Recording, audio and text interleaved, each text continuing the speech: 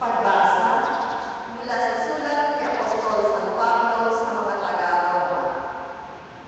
Mga kapatid, alang-alang sa masaganang habag ng Diyos sa akin, ako'y namamanhik sa inyo.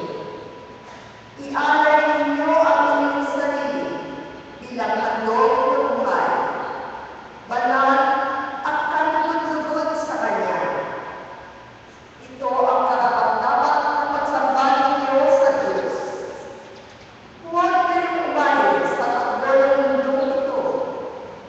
Mag-iba kayo at magbago ng isip upang mapansin ninyo ang kalooban ng Diyos, kung ano ang mabuti, nakalulugod sa Kanya, at talagang ganda. Ang salita ng Diyos. Salamat sa Diyos. Mayroon ka.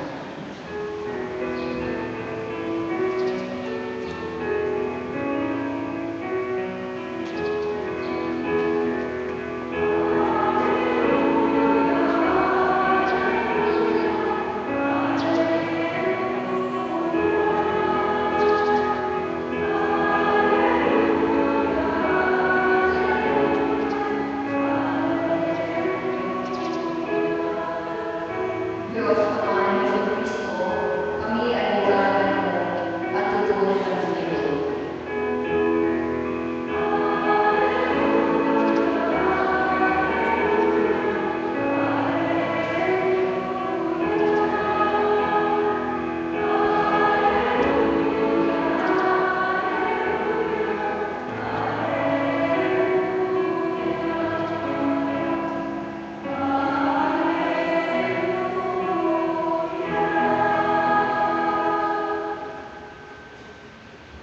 Sumainyo ang Panginoon. At sa iyo.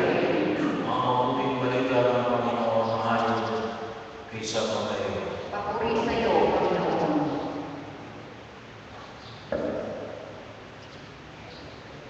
Noong panahon yun, sinimulang ipaalala ni Jesus sa kanyang mga alagad na dapat siyang magtungo sa Jerusalem at magbataan ng maraming hirap sa kamay ng magtanda ng bayan, ng mga punong saserdote at ng mga iskriba, at kanilang ipapapatay siya.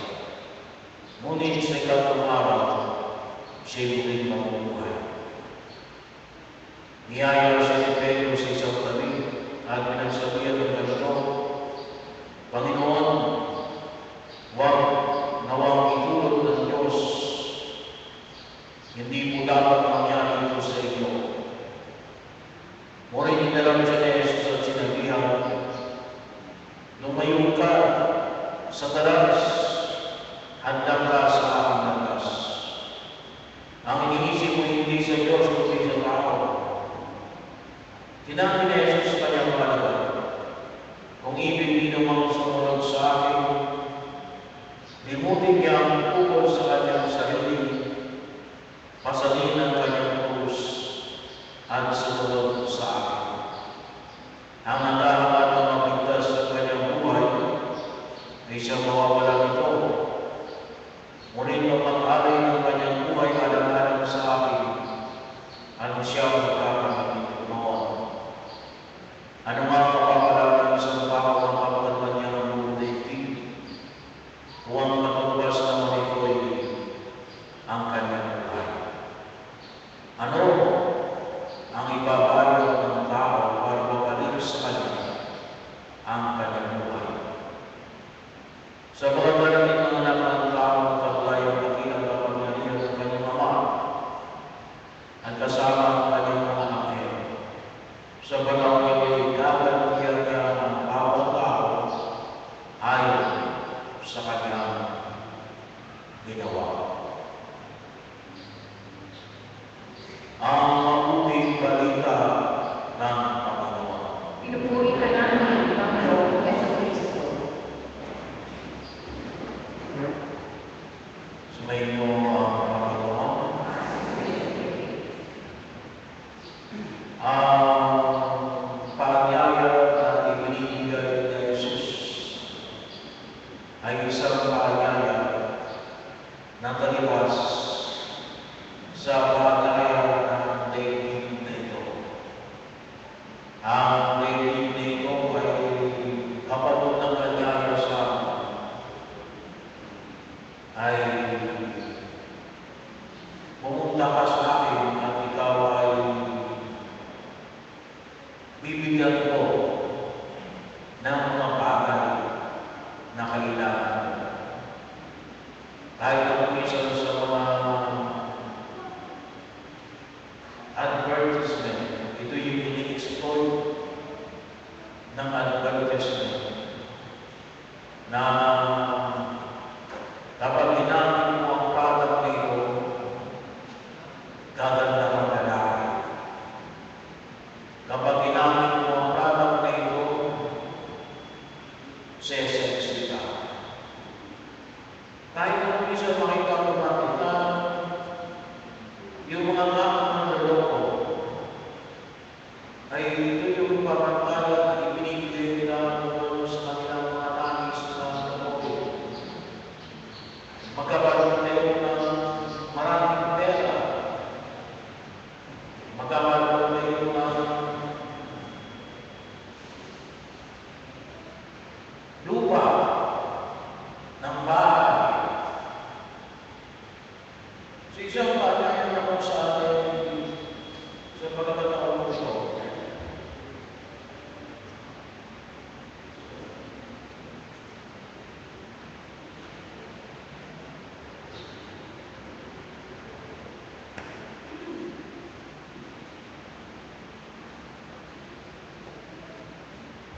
ay tulad ng ipinahayag ko natin ng taliwas sa panayang na ipinagkakaloob ng mundo ito pa. Bahagi ng isang pagkilos na iba yung pamantala ng daigdig na ito.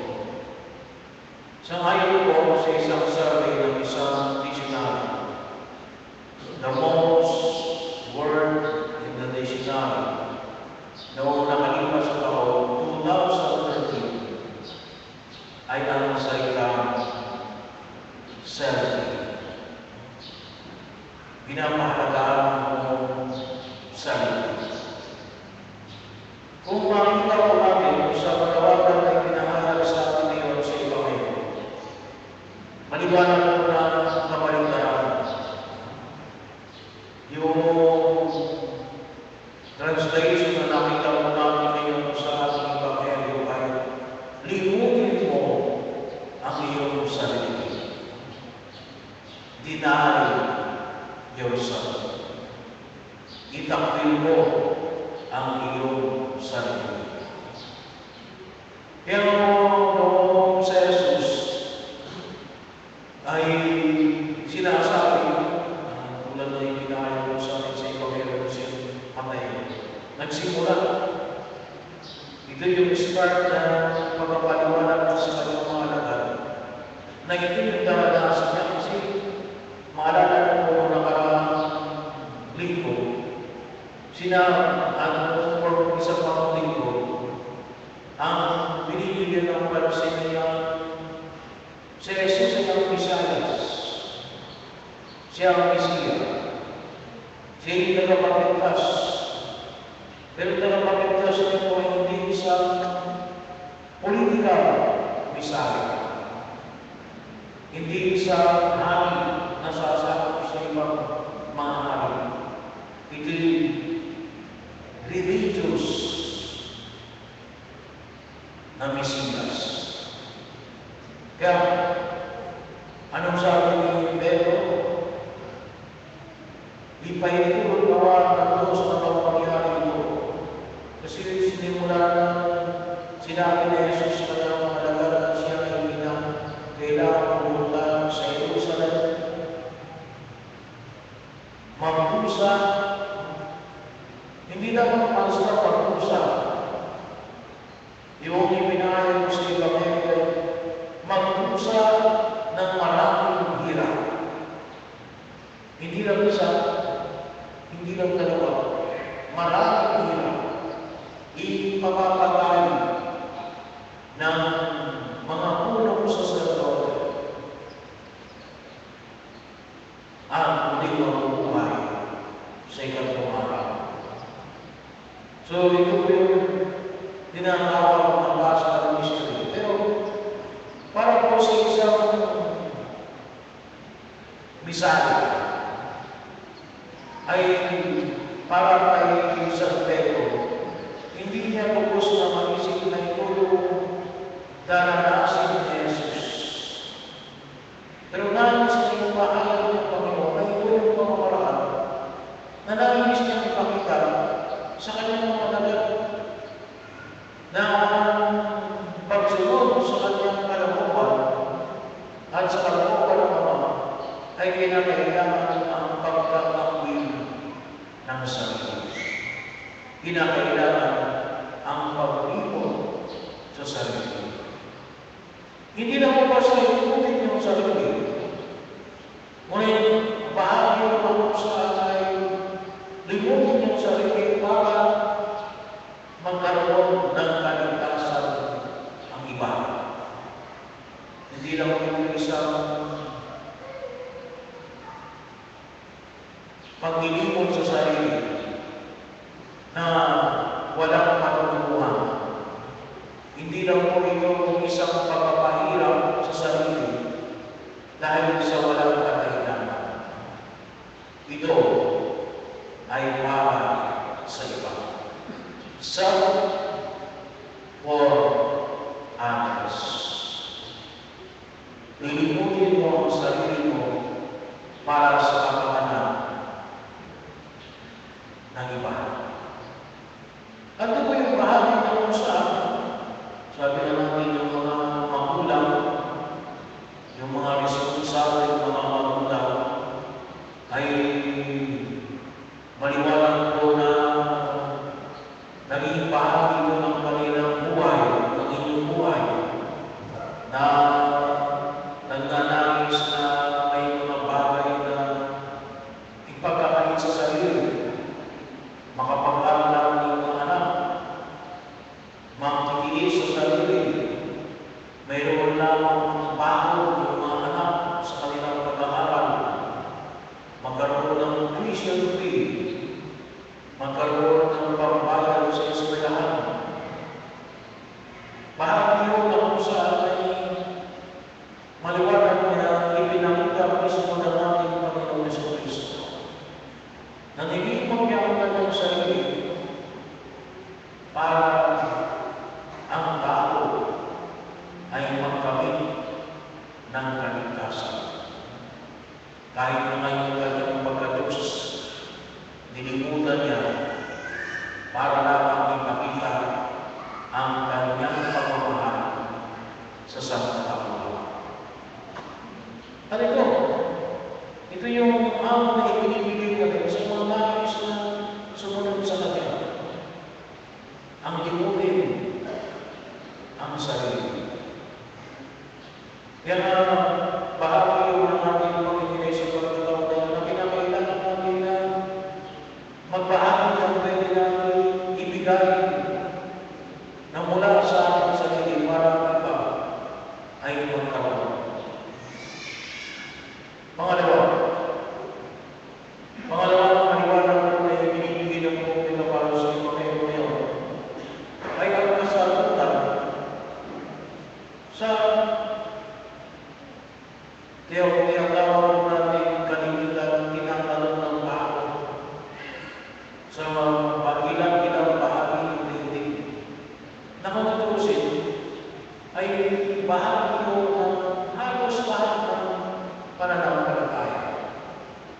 Ano ang paano maharapin ang kahirapan? Kasi yun ang kalimitan ng kaalaman ng tao sa daigdig nito. Bakit ba may kahirapan? Paano natin naharapin yung kahirapan? Pinakailangan pala na itong kahirapan na ito ay alisin o iwasan. At ang mga nagnanais sa sumunod kay Jesus ay nagpapaalala sa atin na kung ano man ang kahirapan na hinaharap natin sa daigdig na ito, maliwanag naman sa mundo. Pasalin mo ang iyong krus. Pasanin mo ang iyong krus. Hindi mo dapat iniwanan ang iyong krus. Para po sa mga Hudyo, nung panahon ni Jesus, alam natin na ang krus ay ang capital punishment. 2,000 years ago, kapag ikaw ay merong nagawang krimen, ang mapagpaparusa na ibibigay sa iyo ay kamatayan. Ito ay sa pamamagitan ng pagpapako sa krus. Hindi na po sa ito ay simbolo ng capital punishment. Ngunit ito yung pinakamahirap ng pamamaraan ng pagpapako. Noong panahon ni Jesus, ito yung kung tawagin po natin ay undignified way ng kamatayan sa lahat ng uri ng kriminal. At ito yung pinakamasakit kasi pahirapan daw ka bago ka mamatay. Kapag ang isang Hudyo, kapag ang isang hindi Romano ay nagkasama mo sa Roman Empire, yun ang pamamaraan ng pamatayan. Crucifixion. Pero kung ikaw ay isang Roman citizen, ang pamamaraan ng kanyang pagpatay ay decapitation, pagbubuklog ng ulo. Kasi madali, hindi masyadong painful. Katulad po yung bawa isang Pablo, bagaman si isang Hudyo, siya ay Roman citizen. Kaya ang kanyang pamamaraan ng kamatayan ay ang pupunan ng ulo. So isang kinakatakutan na uri ng kamatayan, napakasakit. Pero kung sinabi ni Jesus, take up your cross. Kinakailangan natin buhatin natin at dalhin natin ang ating mga krus. Alam mo po minsan, sa buhay natin sa daigdig na ito, may kanya-kanya tayong krus. Kaya na po minsan may ako tayo na nagpigandaan sa ating mga pasahan sa daigdig na ito kasi iniisip pa lang natin. Hindi pa nga natin sinusubukan natin. Natutunan na tayo sa pag-iisip na mahirap itong aming gawain. Sinasabi na Jesus, pasabi mo yan, kaya mo yan. Nahihirapan ka sa pag-aaral, nahihirapan ka sa pag-review, pasabi mo yung krus. At makikita mo namin Lumisan, mas pinahirapan natin ang aming pag-aadubili. Nahanapin natin yung aming mga suliranin. Doon pa lamang lumisan, nakakaroon tayo dahil tayo ay na-overcome ng ating problema. Sabi nga ay makita natin na God is bigger than our biggest problem. Kaya hindi lang ng katakutan. Ang krus na ating hinaharap sa daigdig na ito. Sabi nga yung isang sabi niya ay, Father, yung aking krus, yung aking asawa. Pasanin mo ang iyong krus. Pasanin mo ang iyong krus. Kasi pag ginawa mo yan, ay sa mga akala ng iba na sa kanilang problema, akala nila kapag yung kanilang problema iniwasan nila, akala nila, mawawala na sila ng krus sa buhay. Hindi. Kahit sa pag-aakala ng iba na kaya di-divorce nila yung kanilang asawa kasi yung gawa ang kanilang krus. Makita nila, may ganun asawa ko din. Ay ganun pa rin yung kanilang problema. Ayun pala naman ay tutubusin ay hindi nila nakita kung paano dapat nilang harapin yung kanilang problema. Kaya, kahit saan naman pumunta, maaaring makakapagpupo pa rin ng ganang klase ng problema. Kasi hindi mo talaga na-resolve yung iyong problema. Yung paalala ni Jesus, masalan mo ang iyong krus. Ano man yung krus na nangyari? Maaaring mo yan ay kinakatakutan ninyo. Si Jesus mismo ang nagsasabi, tayo ng mga Pilipino, may kasabihan tayo, na hindi ibibigay ng Diyos ang isang problema na hindi mo makakaya. Kasi bakit na? Si Cristo mismo ang nagsasabi, pasarin mo ang iyong krus. Pangatlo, anong sabi ni Jesus? Sumunod ka sa akin.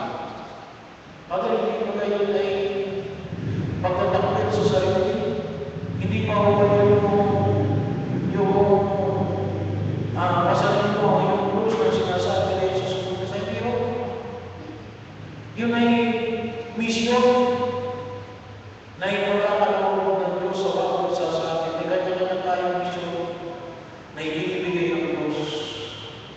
Ito pong dalawang ito ay isang pamparaan, pwede natin higit na magtulungan ng ating sarili sapagkat sa katuparan ng misyon na ibinibigay siya si Jesus. Itong pangatlo ito ay hindi pwede dalawang nauna. Ay maaaring may misyon na ibinibigay ng Diyos sa atin, sa bawat isa sa atin. At yun po yung aking maraming para tunay na makatulog tayo sa panawatan ng buhay na pa. Baka tinatawag tayo ng Diyos sa isang pagkilos na higit na magiging tayo ay maging kapakapakinabang sa pagpapalago ng kanyang nahanglan sa daigdig na ito. At makita mo natin, kasi pag-aakala natin, we are simply objects ng ating pakikilahok sa pananampalataya ng ating sinayang Diyos. May misyon na ibinibigay ang Diyos sa bawat isa sa atin. And ang bawat isa sa atin ay dapat na makita kung ano yung misyon na yun. Kung paano ka ba talaga tunay na makasusunod sa ating Panginoong Jesucristo. Bilang may asawa, bilang isang walang asawa,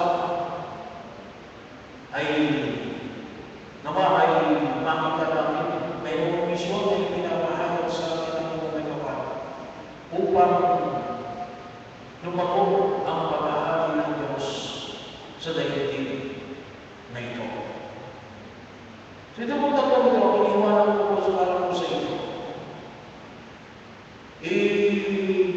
Tanong natin sa ating sarili, may mga bagay pa ako na dapat limutin sa aking sarili para ang iba ay higit na masiyang, makinabang.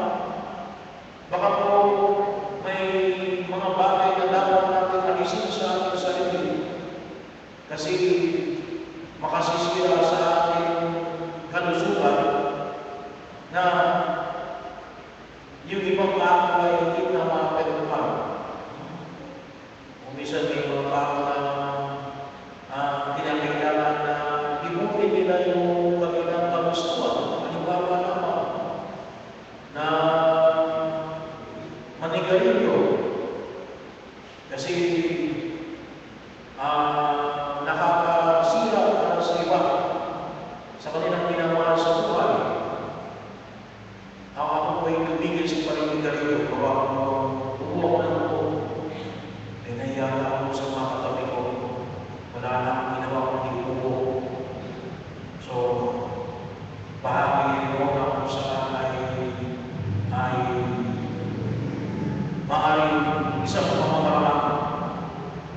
Maaaring ito ng mga bagay. Maaaring ito ay ang hindi pagkain ng matatamis. Pero mga natin kinakailangan, ano pa ba yung kinakailangan natin ilimot sa ating sarili? Para ba ay masiyahan at magkaroon ng kaligtasan sa daigdig na ito. Yung tanongin mo natin sa ating sarili na anong yung krus ba natin dinadala natin? May krus ba tayo na ayaw natin harapin?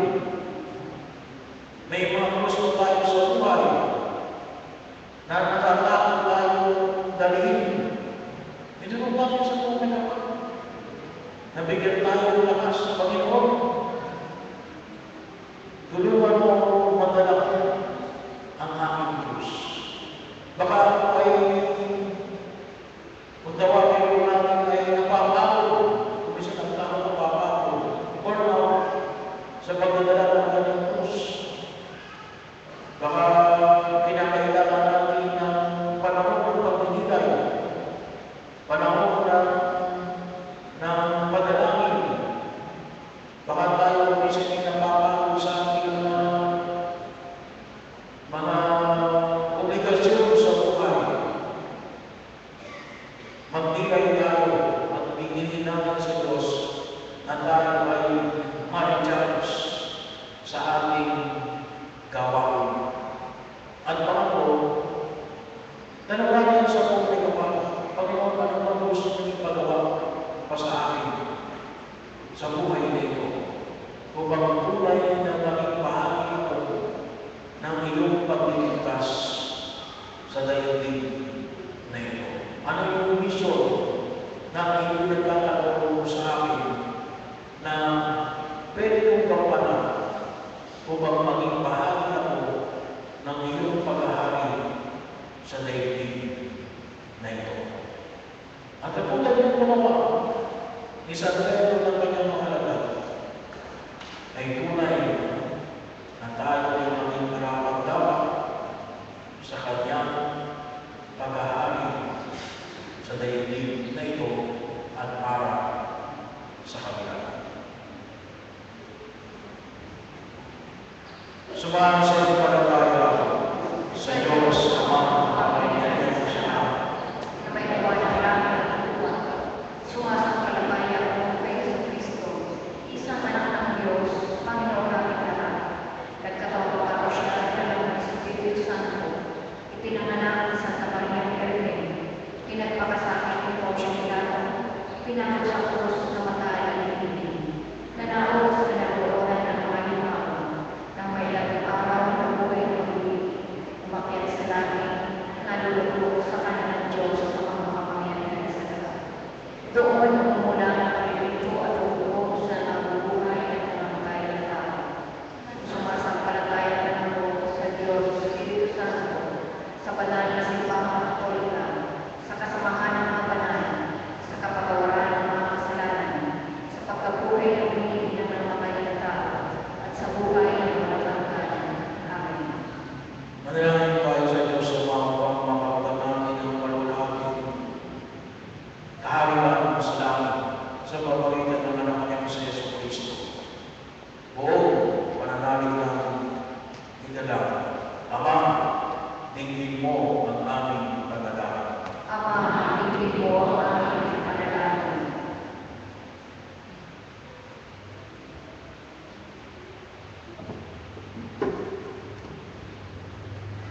Para sa mga propeta at mga alagad ng salita ng Diyos, makabagong mundo,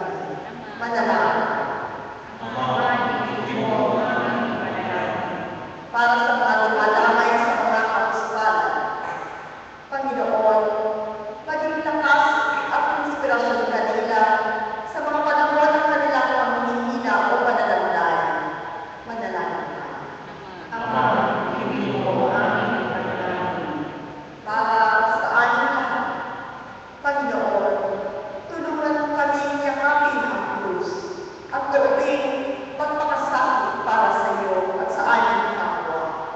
Taglay ang pag-asa sa muling pagkabuhay. Manalangin tayo. Ama, ibig mo ang panalangin. Ama, kinagyan namin ang kaloob kaligtasan sa pamamagitan ng pagpapakasakit ni Jesus na aming Panginoon, makakatunawa kami ng kapangatagan at pag-asa sa biyaya ng Diyos. Hinihingi namin ito sa pamamagitan ni Kristo, aming Panginoon. Amen.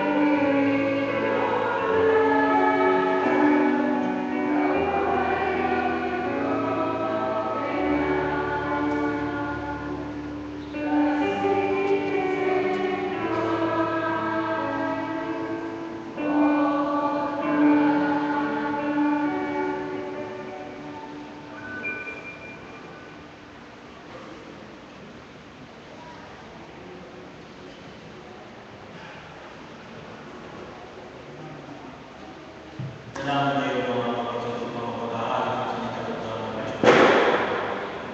Ang gaginawa ng Panginoon ito pag-aari sa inyong mga sa kapurihan ng karangalan, sa ating kapakinabangan sa buong sa kanyang mga. Salamat sa mga biyaya at pagdalo ng Chavez family, Abuso family, Mario Regalon family, Brother Boy and Sister Lydia Manamagana, Borja family,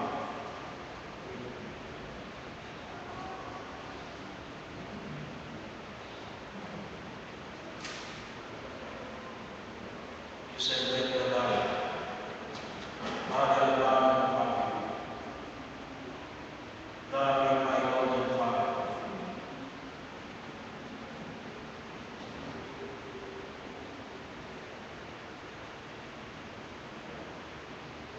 Salamat sa isang taong salamat, hindi mo mag-asawa, hindi mo mag-sino, kahapon.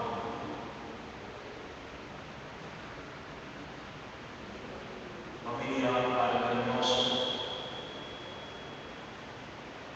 Kita rin sa pamilya.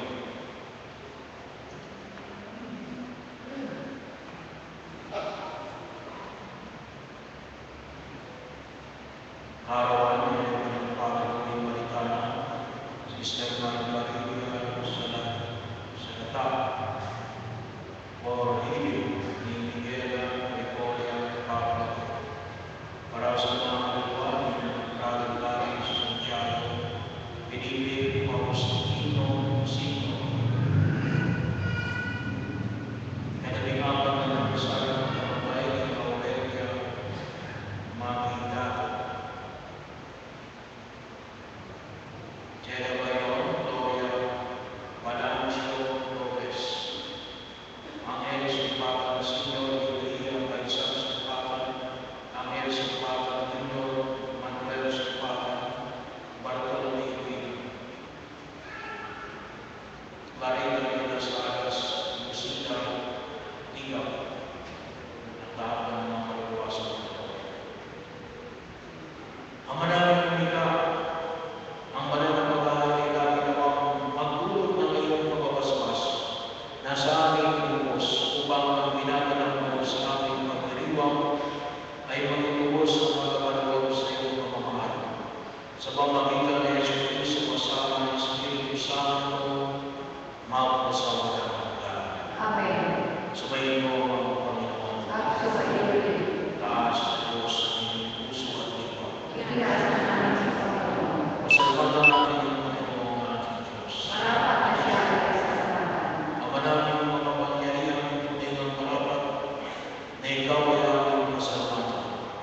Kahit ikaw ay pinagkakasilan mo sa kaluluwang, ikaw ay patuloy pa rin sa iyong pagmamahal. Ikaw ang nagtuturo sa aming pagkukulang.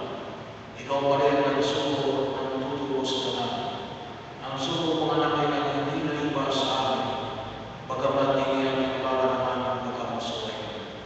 Inuog ko ito upang ipamalag sa aming pagkakao, ang hiling mga anak at kami kumayang may pag-ibig matulad ng malalaki mo sa kanya na higit sa lahat. Ang pagpapagad niya sa iyong walang halin ay nagpapanumbalik mo rin sa amin ng iyong kasiyahan at iyong pagtinig na aming pinansin ikaw ay aming sa iyo. Kaya may isa ng mga anghel na nagsisiyahan ng papuri sa iyong walang buhay sa kalagatan. Kami nagpupuli sa iyong kadakilaan.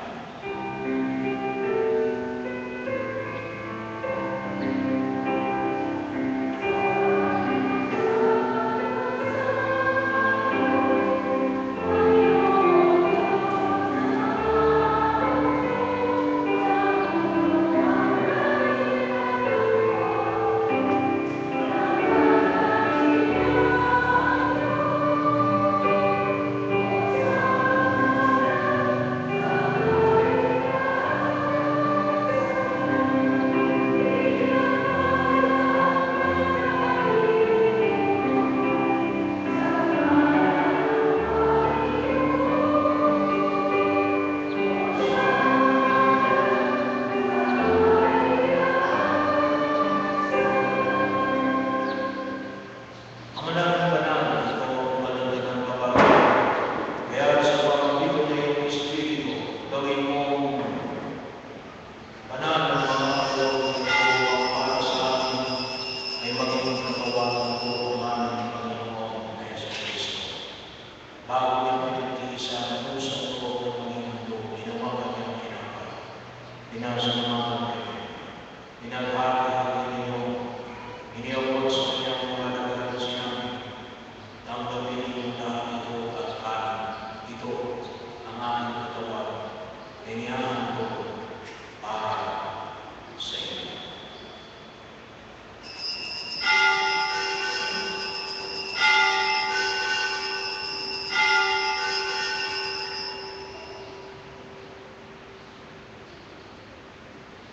Ngayon ginawa mo tapos sa mga ulan ng mga kanyang kalis, uli kayong pinasalamatan. Iniabot niya